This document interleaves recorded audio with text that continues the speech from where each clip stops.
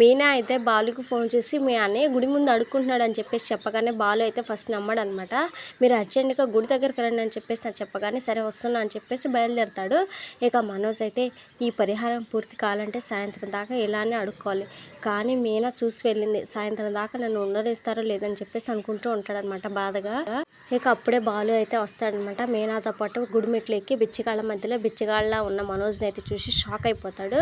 ఇక బాలు మీనా కలిసి రావడం చూసి మనోజ్ అయితే అయ్యో నా దీక్ష ఆగిపోయినట్లేనా అని చెప్పేసి కంగారు పడిపోతూ ఉంటాడనమాట. ఇక బాలు అయితే రే ఏంట్రా ఇది, ఈ వేషం ఏంట్రా, ఈ బొచ్చేంట్రా నీకు, ఏమైంది నీకు, తలకు కానీ దెబ్బ తగిలిందా, ఉద్యోగం దొరకలేదని మతి చెల్లించిందని చెప్పేసి అంటాడనమాట. ఇక వెంటనే మనోజ్ కావాలని తలకి గుడ్డ అడ్డం పెట్టుకొని బాబు నాకు ధర్మం చేయి బాబు, తమరి కారు పూలకొట్టు చల్లగా ఉంటుంది బాబు అని చెప్పేసి అంటాడనమాట వాయిస్ మార్చి. ఇక వెంటనే బాలు అయితే బొచ్చ పగిలిపోద్ది, ఒక్కటి ఇచ్చానంటే నువ్వేనా ఇది, మీనా చెప్తే అసలు నమ్మలేకపోయాను కదరా అని చెప్పేసి బాలు అయితే అంటాడనమాట కోపంగా. మీరు పక్కకు వెళ్ళండి నేను చాలా బిజీ అని చెప్పేసి మనోజ్ అయితే కోపంగా అంటాడు. అటుగా ఒక ఆవిడ గుడికి వెళ్తుంటే మనోజ్ అయితే అమ్మ అమ్మ ధర్మం చేయతల్లే అని చెప్పేసి అంటాడనమాట. ఇక బాలు అయితే కోపంగా రే ఆపరా, అమ్మని అడుక్కోవడానికి అమ్మలక్కలను అడుక్కోవడానికి తేడా లేదురా అని చెప్పేసి అంటాడనమాట. చీపోరా నువ్వు అని చెప్పేసి మనోజ్ అయితే అంటాడు. మీనా అయితే అసలు ఊరుకోదు. అసలు ఏ అవసరం వచ్చింది, ఏం కష్టం వచ్చింది, అత్తయ్య మిమ్మల్ని ఎంత అపురూపంగా పెంచారు, రోహిణి మిమ్మల్ని ఎంత ప్రేమగా చూసుకుంటుంది, ఉద్యోగం లేకపోయినా దొరబాబులా బ్రతుకుతున్నారు, ఏం కర్మ మీకు ఇది అని చెప్పేసి అని ఏవండి ఏంటి చూస్తారు, ఇంకా ముందు ఆయన లేపండి ఇక్కడ నుంచి అని చెప్పేసి అంటదనమాట. ఇక మనోజ్ అయితే రే ఇది నా పర్సనల్, నువ్వు పోరా ఇంటికి అని చెప్పేసి అంటాడు. ఇక వెంటనే ఒక ఉన్న బిచ్చిగాడైతే బాబు ఇతడు మీ అన్నయ్య అని చెప్పేసి అడుగుతాడనమాట. అవును ఇంట్లో అడుక్కునేవాడు ఇప్పుడు బయట అడుక్కుంటున్నాడు అని చెప్పేసి బాలు అయితే తల కొట్టుకుంటూ చెప్తాడనమాట. ఇక వెంటనే ఆ బిచ్చగాడైతే ఇతడు నిజంగా అడుక్కోవడం లేదు, ఏదో పరిహారం అంట అని చెప్పేసి అంటాడనమాట. ఇక వెంటనే బాలు పరిహారమా, అదేం హారరా రే, ఈ కాలంలో కూడా ఈ మూఢనమ్మకాలు ఏంటని చెప్పేసి అంటాడనమాట. ఇక వెంటనే పక్కనే ఉన్న బిచ్చగాడైతే పోనీ వదిలేరాదు అని చెప్పేసి అంటాడనమాట. లేదు పెద్ద చదువులు చదువుకున్నాడు, ఉద్యోగం చూసుకోమని ఒత్తిడి తెచ్చేసరికి ఇలా చేస్తున్నాడు అని చెప్పేసి బాలు అయితే అంటాడు. ఇక వెంటనే ఆ బిచ్చగాడైతే మీ వాడికి బాగా బద్ధకం ఎక్కువ అనుకుంటా, ఇలా అయితే అడుక్కొని బ్రతకాల్సిందే అని చెప్పేసి అంటాడనమాట. ఇక ఆ మాటతో బాలు అయితే అన్న అలా అనుకో అన్న, వినడానికి ఏదోలా ఉంది, చదువు సంగతి పక్కన పెడితే బాదం పిస్తాలు పెట్టి పందెం కొండి పెంచినట్టు పెంచింది మా అమ్మ, మీరే చెప్పండి ఇదేమైనా మంచి పనా అని చెప్పేసి బాలు అయితే అంటాడనమాట. అబ్బా ఇంత మంచి తమ్ముడు నాకు ఉంటే నాకు ఈ పరిస్థితి వచ్చేది కాదు, మీ తమ్ముడికి నువ్వంటే ఎంత ప్రేమ చూడు అని చెప్పేసి మనోజ్తో ఆ బిచ్చిగాడైతే అంటాడనమాట. ఇక మనోజ్ అయితే అతనితో వీడి వల్లే నాకు ఈ పరిస్థితి వచ్చింది, ప్రతి దానికి చులకనగా మాట్లాడతాడు, వాడికి నేనంటే ప్రేమ ఏంటి అని చెప్పేసి అంటాడనమాట.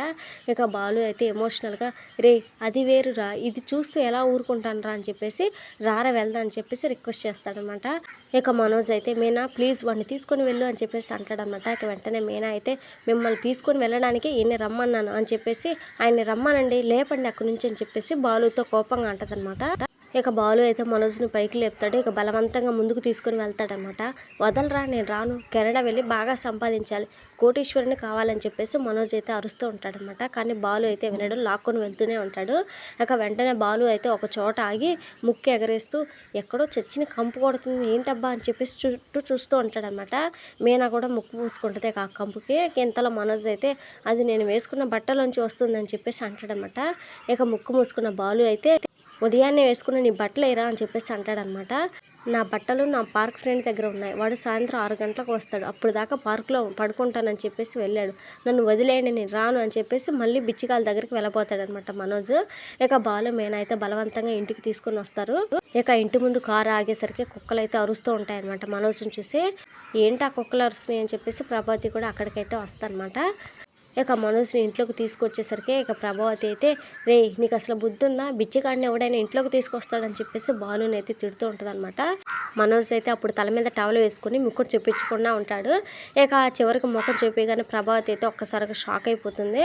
రే ఏంట్రా నీకు ఇది, ఈ కర్మ ఏంట్రా నీకు అని చెప్పేసి అనగానే మరేం చేయను కెనడా వెళ్తానంటే మీరు డబ్బులు ఇవ్వడం లేదు అందుకే ఇలా చేశానని చెప్పేసి మనోజ్ అయితే అంటాడు. ఇక రోహిణి అయితే మీరు తప్పకుండా మీ లక్ష్యాన్ని నెరవేర్చుకుంటారు, నన్ను నమ్మండి అని చెప్పేసి అభయహస్తం ఇస్తుంది అనమాట. మరి రోహిణి ఏం చెబుతుంది, ప్రభావతి ఏం చెబుతుంది, ఇక ఏం చేసి మనోజ్ లక్ష్యాన్ని నెరవేరుస్తారు ఏంటి అనేది నెక్స్ట్ ఎపిసోడ్లో చూద్దాం. మన వీడియోస్ని మిస్ అవ్వకుండా చూడాలనుకుంటే ఛానల్ని సబ్స్క్రైబ్ చేసి సపోర్ట్ చేయండి. Thank you friends, love you all.